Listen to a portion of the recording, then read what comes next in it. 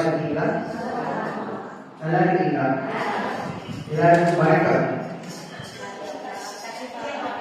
மறுபடியும் வணக்கம் சொல்லிட்டு எல்லாரும் சொல்ல மாட்டீங்க. நீங்க எல்லாரும் எப்படி சொல்லணும்? என்ன சொல்றேன்? என் சொந்த சிலர்களா அம்மாவின் அழகான வணக்கம் சொல்றேன். நீங்க என்ன சொல்லணும்? எங்க பெத்த ஆசாரத்து பெரும் வணக்கம் சொல்லணும். என்ன சொல்லி சொல்லி கொடுக்க வேண்டியது. சரி, இன்னைக்கு பார்த்தீங்கன்னா மேகம் அப்படின்னு பார்த்தா நம்மளாம் வெளியே போட்டு பார்த்து பார்த்தீங்கன்னா மேகம் வெளியே மழை தெளிச்சு நம்மளோட மனசு நம்ம தேவைகளாக குளிர வச்சு நம்ம மனசையும் மட்டும் இல்லை உடல் குடும்பம் எல்லாத்தையும் குளிர வச்சிருக்கு. அது கூட அம்மா நம்மளோட குடும்பத்தில் இருக்கக்கூடிய குறைகள்லாம் தீர்த்து நமக்கு நிறைய தரட்டும் அப்படின்னு எல்லாரும் ஆசைப்படல. கண்டிப்பாக நம்மளோட தேவை மாற்றம் இல்லை. சரி, சிந்தனைக்கிறீங்களா? அம்மாவுடைய நிறைய பார்த்து இருக்கும். எல்லாரும் அம்மாவோட மனதுமே நித்திய சூழ்நிலை அம்மா ரொம்ப நமக்கு காசு கொடுத்துருக்காங்க. எல்லா நாளும் இன்னைக்கு அழகாக இருக்காங்க.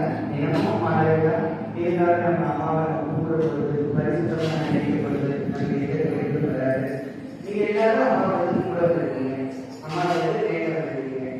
நான் உங்களுக்கு ஒரு விஷயம் சொல்லிக் கொடுத்துட்டே இருக்கேன். தெய்வங்கிறது நம்மளோட விருப்பத்துக்கு தகுந்த மாதிரி தெய்வத்தை கும்பிடணும். பிடிச்ச தெய்வத்தை கும்பிடலாம். யாருக்கு தெய்வத்தினாலும் நமக்கு பிடிச்சிருக்கு நம்ம கும்பிடணும். ஆனால் தெய்வத்தை கும்பிடுறவங்களுக்கு என்ன தேவை அப்படிங்கிறத நம்ம தெரிஞ்சுக்கணும். நமக்கு தேவையானதை தெரிஞ்சுட்டு நம்ம தெய்வத்தை கும்பிடணும். சக்தினா ஒண்ணுதான், எல்லா இடத்துலையுமே சக்திங்கிறது ஒண்ணுதான். அதை நீங்க முதல்ல புரிஞ்சுக்கணும். அதாவது அந்த கோவில் இந்த கோவில் அப்படிங்கிறாங்க தெய்வத்தோட வழிபாடு ஒன்றுதான், அந்த இருக்கக்கூடிய சக்தி நிலையில் ஒன்றுதான். அதை நம்ம கற்றுக்கிட்டு நம்ம செய்யக்கூடிய விதம் தான் நம்மளோட கற்றுக்கணும். அந்த தெய்வத்தை எப்படி கொள்ளணும், அந்த தெய்வத்தை நம்ம எப்படி பிரார்த்தனை பண்ணணும், நம்ம என்ன மாதிரி கடவுள் நம்பிக்கை கொள்ளணும், நம்ம எப்படி வாழணும் அப்படிங்கிறது நீங்க அந்த தெய்வத்தை அறிஞ்சிட்டு போய் வாழ்ந்தீங்கன்னா அது உங்க வாழ்க்கையோட முன்னேறும். நம்ம என்ன நினைக்கிறோம்னா அந்த கோயிலுக்கு போயிட்டு வந்துட்டு நமக்கு இந்த பிரச்சனை சரியாயிடும், இங்க வந்தா கூட அந்த பிரச்சனை சரியாயிடும், நம்ம எல்லாருமே ஒரு மனசுல ஒரு எண்ணம். அப்படி சரியாக சரியாக இருந்துச்சுன்னா தான் எல்லா கோயிலுக்கும் போயிட்டு எல்லா பிரச்சனையும் நிம்மதியா இருக்கலாம். இங்க போலீஸ் ஸ்டேஷன் தேவையில்லை, கோர்ட் தேவையில்லை, ஹாஸ்பிட்டல் தேவையில்லை, மெடிக்கல் தேவையில்லை, முதல்ல சாப்பாடே தேவையில்லை, சரியாயிடும். அப்ப நம்ம என்ன பண்ணணும்? நம்மளோட கற்றுக்கக்கூடிய விதம் அதுதான் அம்மா என்ன பண்றாங்க, உட்காந்து பேசுறாங்க. ஒரு 3 மணி நேரம் 2 மணி நேரம் பேசுறதுக்கு முதல் காரணம் என்ன? இங்க இருந்து கத்துக்கிட்டு போங்க. நீங்க கத்துக்கிட்டு போனீங்கன்னா அதோட தன்மை உங்களுக்கு புரியும். ஒரு முன்னாடி கட்டி கொடுத்தான், ஆனா அங்க நடக்கக்கூடிய பாடம் எல்லாமே ஒண்ணுதான். ஆனா தரம் நீங்க படிக்கிறவங்களுக்கான தரம்னா அவங்க சொல்லி கொடுக்குற விதமும் ஒண்ணு இருக்கு. அதை கேட்க பொழுது என்ன வரும், அதுக்கான தன்மைகள் உயரும். அது போலதான் எல்லா கோவில் தான். நான் சொல்றேன் எல்லாமே கோவில் தான். இதை சொல்லி கொடுக்குறாங்க, இதை நீங்க கேளுங்க, இதை நீங்க சொல்லி கொடுத்ததை நான் சொல்ற மாதிரி நீங்க கேட்டுட்டீங்கன்னா நீங்க உங்களோட தரம் உயர்ந்துடும் அப்படின்னு உங்களுக்கு சொல்லி கொடுக்குறோம். அதை நீங்க கேட்டுட்டு போய் வழிநடத்தா மட்டும்தான் உங்களோட வாழ்க்கையை இன்னும் சூழ்நிலைக்கு மாறும். நம்ம எல்லா கோவிலுக்கும் போறோம், நான் இந்த கோவிலுக்கு போறேன் அப்படிங்கிறது கிடையாது. நீங்க சொல்லி கொடுக்குறது தரமானதை சொல்லி கொடுக்க சொல்லிட்டு அதை ஏற்றுக்கோங்க. அதை ஏற்றுக்கிட்டு உங்களோட வாழ்க்கையில பயன்படுத்துங்க. நம்ம சொல்லி கொடுக்குற ஒவ்வொரு விஷயத்தையும் நீங்க ஏற்றுக்கொள்வது தான் என்ன வரும்னா ஒரு திருப்தி வரும், ஒரு மகிழ்ச்சி வரும். இது எனக்கு போதும் அப்படிங்கிற ஒரு சொல்லை நம்ம எப்போ மனசுக்குள்ள கொண்டு வரணுமோ அப்படி கொண்டு வந்துடணும். இது எனக்கு போதும் அப்படின்னு நீங்க கொண்டு வந்துட்டு அதுக்கப்புறம் செயல்படுத்தணும். இப்ப நம்ம கோவிலுக்கு போறது நல்ல பழக்கம். இருக்கிறது ரொம்ப அழகான பழக்கம் என்னன்னா கோவிலுக்கு போறதுதான். அதை தாண்டி என்ன நல்ல பழக்கம் இருக்க போகுது? அழகான பழக்கம் கோவிலுக்கு போறது, அங்க கோவிலுக்கு போய் நிறைய விஷயங்களை கற்றுக்கிறது, நம்மளோட கற்பனை சொல்லிட்டு வர்றது, அப்படின்னு நிறைய விஷயங்களை சேர்த்து கொண்டு வர்றது பண்ணுறீங்க. ஆனா அந்த கோவில்ல என்ன சொல்றாங்களோ அதை வீட்டுல போய் பண்றலாம், நம்மளோட வாழ்க்கையில பண்ணி தரலாம். கோவில் என்ன சொல்லி கொடுக்குறாங்க, எப்படி நம்ம பிரார்த்தனை பண்ண சொல்றாங்க, நம்ம என்ன மாதிரி வாழ சொல்றாங்க அப்படிங்கிறத நீங்க எளிமையா புரிஞ்சுக்கணும். அம்மா உங்களுக்கு என்ன சொல்லி கொடுக்குறாங்க, நீங்க இந்த கோயிலுக்கு வந்து நீங்க நிறைய கோயிலுக்கு போய் பரிகாரம் பண்ணிருப்பாங்க, சனிவாரமான கோயிலுக்கு போயிருப்பாங்க, குற்றத்தூர் போயிருப்பாங்க, சாதம் பார்த்துருப்பாங்க, அப்படிலாம் சொல்லுது. அம்மா என்ன சொல்றாங்கன்னா நீங்க முதல்ல நிறைவோடு இருங்க, அடுத்தவங்களோட பேச்சை கேட்காதீங்க. உங்களுக்காகவே கூட அம்மா ஒரு சின்ன கொடுக்குறாங்க, ஓடிட்டே இருக்கீங்க. யாருக்காக ஓடுறீங்க அப்படின்னு பார்த்தா யாருக்காக ஓடிருக்கீங்க? ஆனா இந்த திருப்பி எல்லாமே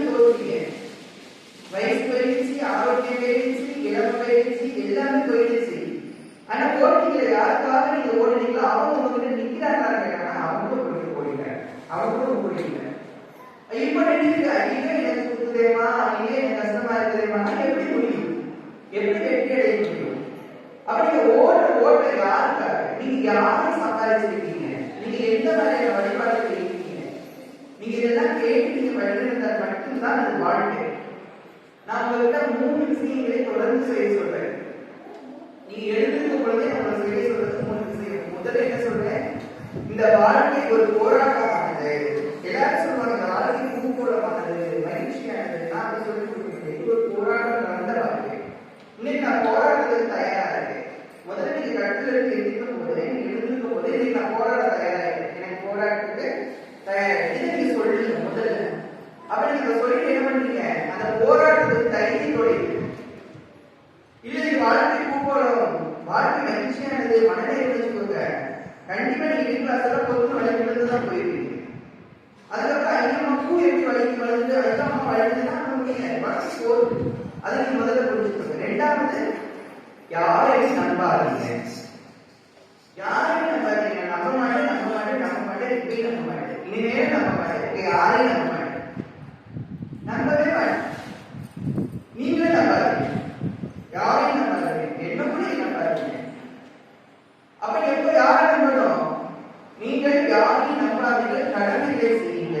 கடவுளை நம்புங்க, தெய்வத்தை நம்புங்க, வேற யாரையுமே நீங்க நம்பாதீங்க. இதை உங்களுக்கு நான் சொல்லி கொடுக்குறேன். ஆனா நீங்க அம்மா சொல்றத மீறி நடக்கிறீங்க. என்ன செய்வீங்க? எல்லாரையும் நம்புறீங்க. ஒரு காபி வந்து அவங்களை நீங்க நம்புறீங்க. அதாவது ஸ்ரீபாக உங்களை பார்த்தா ஒரு காபி கொடுக்குறவங்க நம்புறீங்க. இவங்க என்ன ரொம்ப அக்கறையா இருக்காங்க.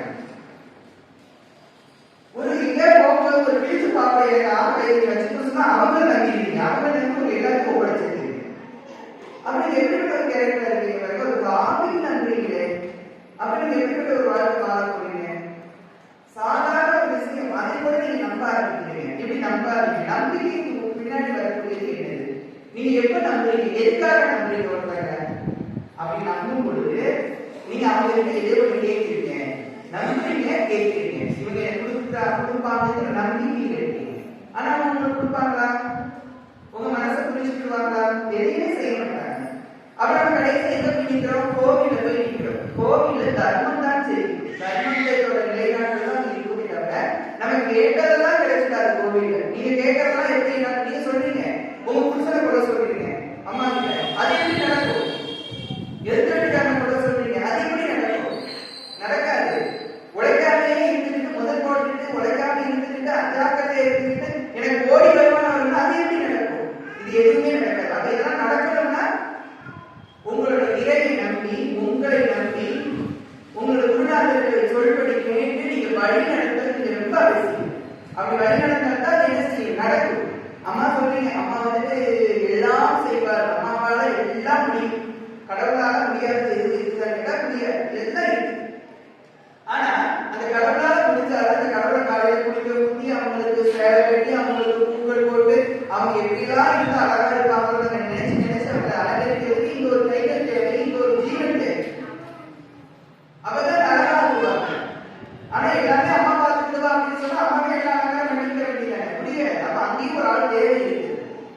அப்ப நீங்க என்ன பண்ணணும்? அம்மா சொல்றது ஒரு சக்தி. அம்மா சொல்றாங்க அப்படின்னா அதை கேட்டு நீங்க செய்தால்தான் அது நடக்கும். அதை நீங்க முதல்ல புரிஞ்சுக்கணும். நீங்க என்ன சொல்றாங்க அதை கேட்டு நடக்கும் பொழுதுதான் உங்களோட செயல்பாடுகள் வெற்றி கிடைக்கும். இல்லைன்னா ஒண்ணு நடக்காது. அப்புறம் கடவுள் கொடுத்ததை எனக்கு ஒண்ணு நடக்கிறேன்னு சொல்லும் பொழுது நம்ம ஏன் மேல பண்ணி சொல்றோம். ஆனா அவங்க திருப்பி கிடைக்கணும்னா அதுக்கான பலன் கொடுக்கணும்ல. அவர்களுக்கு என்ன கொடுக்கணும்? பக்திங்கிறத கொடுத்தாருன்னா அவன் நீங்க கேட்டதை கொடுப்பா. எங்க கொடுக்கணும் பக்தியை? பக்தியை நீங்க என்ன நினைச்சிருக்கீங்க? நான் கோவிலுக்கு வந்துட்டே இருக்குது பக்தியா? இப்படிதான் நீங்க எல்லாருமே சொல்றீங்க. நான் பக்தியா இருக்கேன் கோயிலுக்கு. கோவிலுக்கு வரதுக்கு பக்திக்கு என்ன சம்பந்தம்? கோவிலுக்கு வந்துட்டே இருக்கிறோம், அறுபது வந்துட்டு தானே இருக்கு, அம்மாவை தானே கொடுத்துட்டு இருக்கேன். இது பக்தியா? அது பக்தியே கிடையாது. சுயநலத்துக்காக வந்துட்டு உன்னோட தேவைக்காக வந்துட்டு இறைவனுக்காக நீ வருது, இறைவன் புகழ் மாறதுக்காக வருது. அப்போ நம்ம கடவுள்கிட்ட என்ன பண்றோம், என்ன கேட்கிறோம்? என்னோட கருவ வினைகளை தீர்த்து கொடுன்னு சொல்லிட்டு அம்மா கிட்ட வந்து பக்தியை செலுத்துங்க. பக்தினா என்ன நினைச்சிட்டீங்க அப்படின்னு நான் மறக்கவே சொல்றேன். கோவிலுக்கு போறது பக்தி கிடையாது, அது சுயநலத்துக்காக போயிருக்கு. பக்கத்துல கோவிலுக்கு போறது பிரயோஜனம் கிடையாது. நீங்க நல்லா இருக்க போது கோவிலுக்கு போகணும். கடல்ல இருக்கும் போது நீங்க கோவிலுக்கு போற பெரிய விஷயம் இல்ல. கடனெல்லாம் அடைச்சி கையில பணம் இருக்கும் போது அந்த கோவில போய் நம்மளால கேட்ட உதவிகளை பண்ணி நம்ம நிறைய பேர் உதவி பண்ணணும். அதுதான் பக்தி. ஆனா நம்ம யாராவது செய்யணுமா? செஞ்சு பாருங்க. அப்ப நம்ம அம்மாவை எந்த அளவுக்கு நம்ம கூடங்கிறது ஒரு கேள்வி இருக்கு. நம்ம இந்து மதம் எல்லாருக்கும் எல்லா மதமும் உயர்ந்தது. நம்ம உனக்கு மதம் உயர்ந்தது, அவங்களுக்கு அவங்க மதம் உயர்ந்தது. யாருன்றதை வச்சு நம்ம பேச வேண்டாம். நம்ம கடவுளை வச்சு நம்ம முதல்ல தெளிவுபடுத்திக்கிறோம். நம்ம யாருன்றதை முதல்ல தெளிவுபடுத்திக்கிறோம். நீங்க எப்படிப்பட்ட ஆன்மாங்கிறத முதல்ல தெளிவுபடுத்திக்கிறோம். உங்களோட ஆன்மா நல்லபடியா முடிச்சுட்டு நீங்க ஓடுங்க. ஆனா அது யாருக்காவது நல்ல ஒரு பலன் கொடுக்கணும், நல்ல ஒரு விஷயங்களை செய்து கொடுக்கணும். அப்பதான் அந்த பலன் உங்களுக்கு கிடைக்கும். அம்மாவை கூடுறது நல்லது செய்யும். ஆனா நீங்க நல்லது செய்ய செய்யணும். உங்க எல்லாருமே கேட்கிறேன், தர்மம் செஞ்சுட்டீங்களா அப்படின்னு நான் போன வாரம் சொல்லியிருக்கேன். நீங்க போன வாரம் செவ்வாய்க்கிழமை வந்து இந்த வாரம் செவ்வாய்க்கிழமை இந்த இடையில இந்த 6 நாள்ல யாரையாவது துன்பப்படுத்தாம அடுத்தவங்களோட கண்ணீருக்கு உங்களால முடிஞ்ச உதவிகளை பண்ணி அவங்க கண்ணீரை துடைக்கிறதுக்கு ஹெல்ப் பண்ணீங்களா? அப்படி பண்ணினவங்க என்ன ஹெல்ப் பண்ணீங்கன்னு சொல்லுங்களேன். அதாவது இந்த இடப்பட்ட 6 நாள் போன வாரம் வந்து நீங்க எல்லாரும் நல்லவன்னு சொன்னீங்க. நீங்க எல்லாரும் நான் நல்லவன், நான் நல்லவன், நான் கடவுளை மட்டும்தான் சொல்றேன், அம்மாவை வாரதோறும் சொல்றேன். நீங்க கடவுளையமோ நீங்க உயர்த்துற மாதிரி பேசுறீங்க. நான் எப்படிலாம் கூடுதல் நீங்கள் அடுத்தவங்க கண்ணீருக்கு உதவியாக என்ன பண்ணுவீங்க? அப்படி பண்ணினவங்க எடுத்து நான் இந்த உதவி பண்ணினேன்னு சொல்லுங்க. அது உங்களுக்காக நான் கேட்கிறேன். நான் மகிழ்ச்சி அடைகிறேன். உங்க குருவான மகிழ்ச்சி அடைகிறேன் சொல்லலாம். யாராவது இருந்துச்சு ஒருத்தருக்கு நான் உதவி பண்ணிருக்கேன், அடுத்தவங்க கண்ணீரை தொடச்சேன் அப்படின்னு கையாளுக்க கூடாது. எந்திரிச்சு சொல்லணும். நீங்க நான் இந்த உதவி பண்ணேன் அவங்களுக்கு சொல்லுங்க.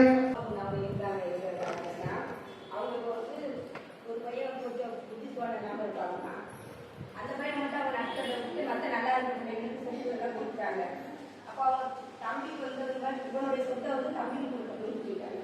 தம்பி சாப்பாடு எதுவும் கொடுக்கறதில்ல. அவங்க ஒரு இடத்துக்கு வேலைக்கு போனால் கொடுத்துட்டோம். அவங்க பையன் கற்றுக்கிட்டாங்க. அந்த வாரத்தில் அவன் பட்டியாக இருக்க எந்த சொந்த வந்துருவான். அவனுக்கு இந்த வாரத்தில் நான் சாப்பாடு கொடுத்துருக்கேன். 7 நாள் அவங்க மாசம் அவங்க இப்படி இருக்கிறது வந்து ராதவரத்தில் இருக்காங்க. ஆனால் எங்க தம்பி எல்லாருமே இருக்காங்கம்மா. ஆனால் அவங்க யாருமே சாப்பாடு அவங்க கொஞ்சம் எது பேசணும்னு தெரியாது. கொஞ்சம் உளறி பேசுவாங்க. அவங்க தங்கச்சி பக்கத்துல இருக்காங்க. அவங்க பெரியமாட்ட மாசம் 4000 ரூபாய் சம்பளம் கொடுக்குறாங்க. ஆனால் அவங்க சாப்பாடு போடுவாங்க. அவங்க எல்லாரும் சொல்லுவாங்க, அவங்க வசதி இருக்குல்ல, ஏன் நீ கொடுக்குற அப்படிவாங்க. வசதி இருந்தாலும் இன்னைக்கு என் வாசல் அவங்க பட்டியாளர் இருக்கான் அப்படின்ட்டு நான் கொடுக்குறேன். பின்னாடி எல்லாரும் வைவாங்க. அவங்க மாத்திரனே வந்து சொல்றாங்க என்கிட்ட. அவங்க அவங்க நம்பிக்கை போயிருவாங்க. நம்பிட்ட கேட்க மாட்டேங்க. அவங்க உடல் உணர்வு போட்டு அவன் தாண்டி தான் நம்பிட்டு போகணும். அப்ப நான் எப்படி இருக்கு அவளை விட்டு நான் எப்படி சாப்பிட அப்படின்ட்டு எல்லாரும் என்னை வழியெல்லாம் செய்யறாங்க. வந்தாலும் பரவாயில்ல. உறவு இல்லாம ஒரு சமுதாயம் சார்பாக தினம் சாயந்தரம் ஒரு டம்ளர் டீ கொடுத்துருவோம்மா. மத்தியானம் ஒரு டைம் அவரும் வைப்பாரு. அவங்க வீட்டுல யாரையா வசதி வந்து வைப்பாங்க. யாருனாலும் வந்து போட்டோம். 7 நாள் உதவி பண்ணிருக்கீங்க, ஒரு உணவு கொடுத்துருக்கீங்க. உங்க வாழ்க்கை அடுத்து யாராவது உதவி பண்ணவங்க யாரு? உதவி பண்ணவங்க நீங்க சொல்லி ஆகணும். நீங்க எல்லாம் வந்து நீங்க கோவிலுக்கு வந்திருக்கேன், நான் நல்லது பண்ணுறேன், நான் நல்லதுன்னு சொல்றதுக்கான உதவி நீங்க சொல்லி ஆகணும். அம்மா 3 மணி நேரம் பேசுறாங்க. உதவி பண்ணுங்க, உங்களோட கர்மா வந்து ஹெல்ப் பண்ணுங்க, உங்களோட பாவம் கேட்டீங்க. ஜெயக்குமாரி உங்களோட கஜேந்திர வச்சிருக்காங்க. எங்க தெரு பக்கத்துல அவங்க அப்பா இறந்துட்டாரு ஒரு 2 வருஷத்துக்கு முன்னாடி. பசங்க 2 பேர் இருக்காங்க. படிப்பு செலவுக்குன்னு எங்கள் இதில் வந்து ஷேர் பண்ணி கேட்டாங்க. அதில் வந்து என்னால் முடிஞ்சதில் வந்து இப்போ பணமாக இல்லை, எங்கிட்ட இருக்க பொருளாக நோட்டு மற்ற ஸ்கூலுக்கு தேவையான பொருள்களை தரதா நான் சொல்லியிருக்கேன்.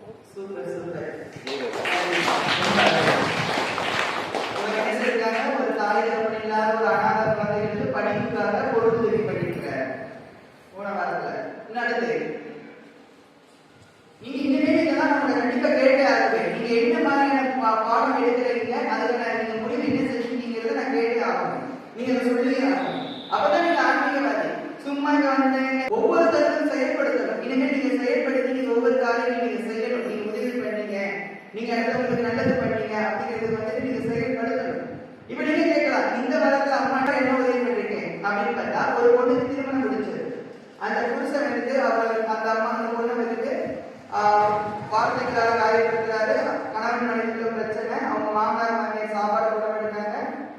நீ இருந்தாலும் சரி செத்தாலும் சரி. அம்மா வீட்டுக்கு போறா, அங்க என்ன சொல்லிட்டாங்க, உனக்கெல்லாம் நான் பார்க்க முடியாது, நீ எங்கா போ அப்படின்ட்டாங்க. அந்த பொண்ணு என்ன பண்ணுனா, பையன் தூக்கிக்கிட்டு பூச்சி எடுக்கிற ஒரு பொண்ணு பையன் தூக்கிக்கிட்டு நம்ம புளியங்குடி பவானி கோயிலுக்கு போகணும்னு இங்க வந்துட்டா. அம்மா உடனடியாக நீ இரு மகளே எங்கேயும் போகாதுன்னு அவளுக்கு ஒரு அறை கொடுத்து இந்த தங்க வச்சிருக்கிறாங்க.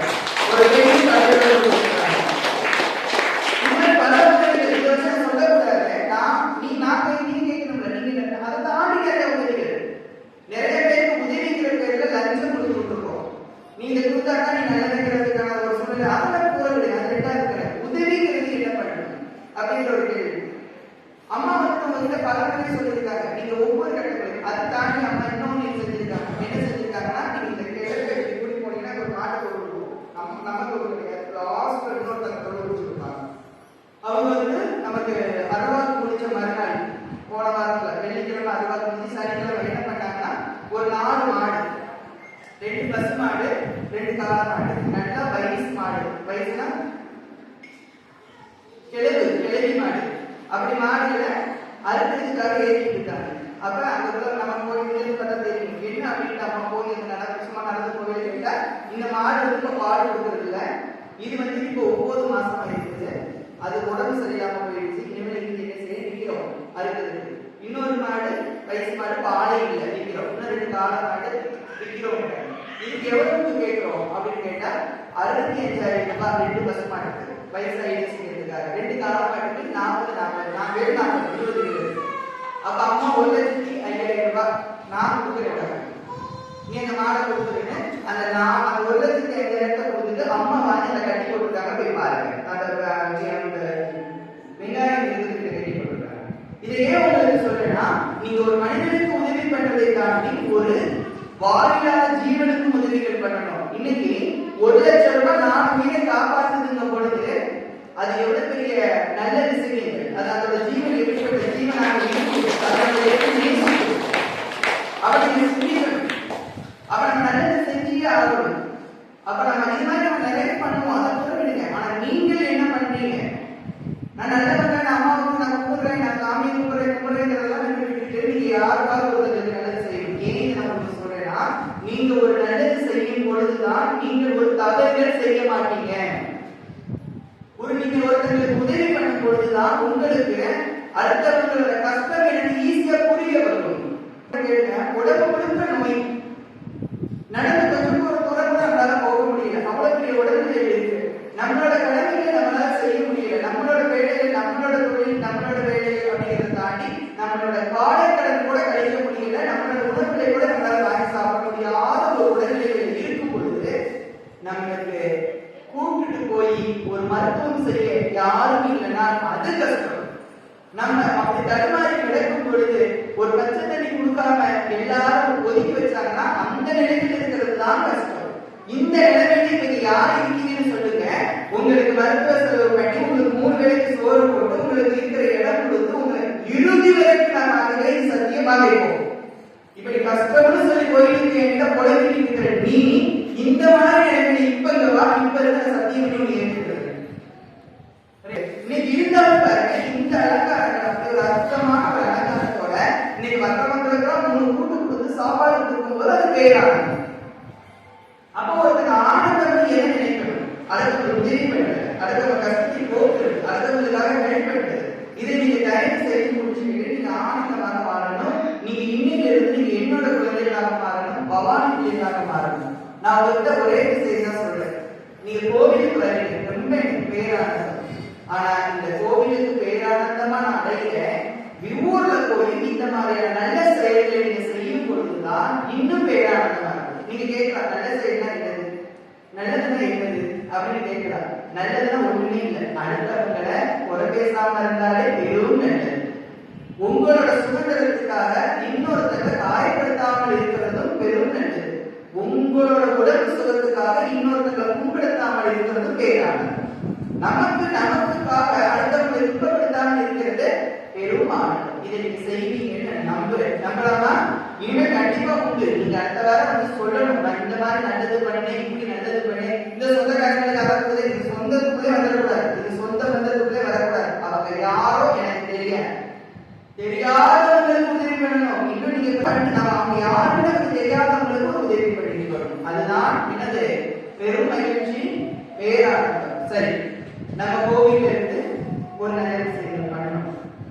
அது என்ன விஷயம் அப்படின்னு பார்த்தீங்கன்னா, இந்த இருக்கக்கூடிய கவர்மெண்ட் ஹாஸ்பிட்டல், இங்க இருக்கக்கூடிய கவர்மெண்ட் ஹாஸ்பிட்டல், ஒரு அம்மா முந்தான அறுபது நடந்துட்டு ஞாயிற்றுக்கிழமை ஒரு அம்மா வெளியில வராங்க, உள்ள போறாங்க, வெளியில வராங்க. பக்கத்துல கலா கடை இருக்கு, நம்ம கோவில்ல பார்த்து கலா கடை இருக்கு. ஃபர்ஸ்ட் நம்ம உள்ள போறாங்க, டீட்டெயில் கொடுத்து பாக்குறா. என்னன்னு கேட்டா ட்ரீட்மெண்ட் எடுக்கணும். அந்த அம்மாவுக்கு ட்ரீட்மெண்ட் எடுக்கணும். ஆனா கூட யாராவது ஒரு ஆள் இருக்கணும், இல்லைன்னா அந்த அம்மாவுக்கு ட்ரீட்மெண்ட் எடுக்க முடியாது. இந்த அம்மாவுக்கு உடல்ல மோசமா இருக்குது. இவங்க சரியான அட்ரஸ் சொல்லப்படுறாங்க. யார் போன் இருக்குதா, போன் இல்லை, போன் நம்பர் இல்லை, கொடுக்க மாட்டாங்க. என்னன்னு கேட்கறாங்க. கடை உடனே நம்ம கோயில் இருக்கக்கூடிய போன் பண்றாங்க. இந்த இடத்துல அம்மா ஒரு ஆள் இருக்கிறாங்க. என்னன்னு பார்த்தா இவங்க வந்து ட்ரீட்மெண்ட் பண்ணா யாராவது இல்லாம நாங்க பண்ண முடியாது அப்படின்னு சொல்லிட்டாங்க. உடனே அம்மா என்ன பண்ணாங்க, அது இங்க ட்ரீட்மெண்ட் பண்ண முடியாது, இவங்களுக்கு உடம்புல பிரச்சனை தென்காசி தான் போகணும். அப்ப அம்மா உடனே என்ன பண்ணாங்க, ஒரு பையன் உட்கார்ந்து செல்வராணி ஒரு அவருக்கு அவனாக சொல்லிட்டு இங்க இருக்கக்கூடிய டைரக்டர் அப்பா அவங்களே கூட அங்க அனுப்பி அங்க இருந்து நம்ம கார்ல கொண்டு தென்காசி ஹாஸ்பிட்டல்ல சேர்த்தோம். ஆனா அவங்க என்ன சொன்னாங்க, இவங்களுக்கு உடல்நிலை மோசமா இருக்குது, இவங்க இருந்தாலும் இருப்பாங்க, இல்லாட்டாலும் இருக்க மாட்டாங்க அப்படின்னு. பிரைவேட்ல பார்த்தா எப்படி சார், பார்த்தா காப்பாற்றலாம். இப்ப நீங்க போகலாம் சென்னை கிருஷ்ணா ஆஸ்பத்திரி, திருநெல்வேலி கிருஷ்ணா ஆஸ்பத்திரியில அந்த அம்மாவை சேர்த்து ட்ரீட்மெண்ட் பண்ணிட்டு இருக்கோம். 2 பேரும் அந்த கூட இருக்காங்க. இதுதான் உதவி, இதுதான் தர்மம். அப்போ ஆலயம் அப்படின்னு சொல்லும் பொழுது அதை தாண்டி உயிரை காக்கணும். அப்ப இந்த செயல்பாடுகளை நம்ம செய்யும் பொழுதுதான் என்ன வரும், நமக்குள்ள ஒரு பேரானந்தம் வரும், இன்னொருத்தருக்கு மகிழ்ச்சிகளாக இன்னும் உதவி பண்ணுறது என்ன வரும். நீங்க இதை செய்யுங்க, ஒவ்வொரு இடத்திலையும் உதவி பண்ணுங்க, ஒவ்வொரு இடத்திலையும் செய்யுங்க. நமக்கு நலன் கருதி நீங்க பிரார்த்தனைகள் பண்ணும் போது உங்களோட குடும்பமும் உங்கள் கோட்டையும் உயர்வதற்கு அது ஒரு காரணமாக இருக்கும். அதுதான் பிரார்த்தனை பண்ணுவீங்க. நம்புறேன், பார்க்கலாம். சக்திக்கு அம்மா வாராங்கல்ல, அதுக்கான இடத்துக்கு வந்துட்டு இருக்காங்க. அப்ப நீங்க எப்படி இருக்கணும், நீங்க இன்னும் பிரமாண்டமா இருங்க. வெள்ளி செவ்வாய் ஞாயிறு அப்படின்னு 3 நாள், அதுல ஒரு நாள் செவ்வாய்க்கிழமை வரீங்க. மீதி நாள் உங்களுக்கு டைம் கிடைச்சிச்சுன்னா என்ன பண்ணலாம், அம்மாவை வந்து இங்க கும்பிட்டுட்டு இன்னும் நீங்க நிறைய தப்பு பண்றீங்க. இன்னைக்கு ஒரு இந்த பிள்ளைகளுக்கு ஸ்கூல் லீவ் இருந்துச்சா இல்லையா, நிறைய டூர் கூட்டு போனீங்கல்ல, சொந்தக்காரங்க வீட்டுக்கெல்லாம் கூட்டு போனீங்கல்ல, உங்க வீட்டுல கூட்டிட்டு போகல, சரி இருக்கட்டும், கூட்டு போனீங்க இருக்கட்டும். இந்த ஸ்கூல் லீவ்ல என்ன பண்ணலாம், ஒரு சேவலை குடிச்சுக்கிட்டு பண்டபத்திரம் இங்க இருக்கு, ஒரு கொஞ்சம் அரிசி வாங்கிட்டு உங்க சொந்த பந்தம் உங்க பிள்ளைகள் எல்லாம் கூப்பிட்டு வந்து வாங்கடா, அந்த ஆத்தா கோயில போய் ஒரு சேவலை, அந்த கருப்பங்காலி இருக்கா, ஒரு சேவலை அறுத்து அங்குள்ள ஒரு பூசை வச்சுட்டு அங்குள்ள நம்ம எல்லாம் நம்ம சொந்த பந்தம் நம்மளே ஆக்கி சாப்பிட்டு வருவோம் சந்தோஷமா. மித்த நாள்ல போய் யாராவது செஞ்சீங்களா, செஞ்சிருக்கலாமா, செஞ்சிருக்க முடியாதா? ஒரு அற்புதங்கள் கிடைச்சிருக்குமா இல்லையா, உங்களுக்கு ஒரு மன நிறைவுகள் கிடைச்சிருக்கும், அந்த ஆத்தாளோட சக்தி இன்னும் பரிசுத்தமா கிடைச்சிருக்குமா இல்லையா? செய்யுங்க. அல்வாத்துக்கு வந்ததை தாண்டி ஒரு நாள், ஒரு டைம் வெள்ளி செவ்வாய் எடுக்க வேண்டாம், மீதி நாள்ல வா, உன் குழந்தைகளை லீவ்ல கூட்டிட்டு ஃப்ரெஷ் காலையில வந்து கோயிலை சுத்தி கும்பிட்டு ஒரு சேவலை எடுத்து ஒரு பொங்க வச்சு உன் குடும்பத்துக்காக நீயே பொங்கி எல்லாத்தையும் சோறு, சாயங்காலம் வீட்டுக்கு போ, நல்ல ஓடி விளையாண்டு சந்தோஷமாக இரு. செஞ்சிருக்கலாமா இல்லையா? அடுத்த முறை இதை பண்ணுங்க. ஒவ்வொரு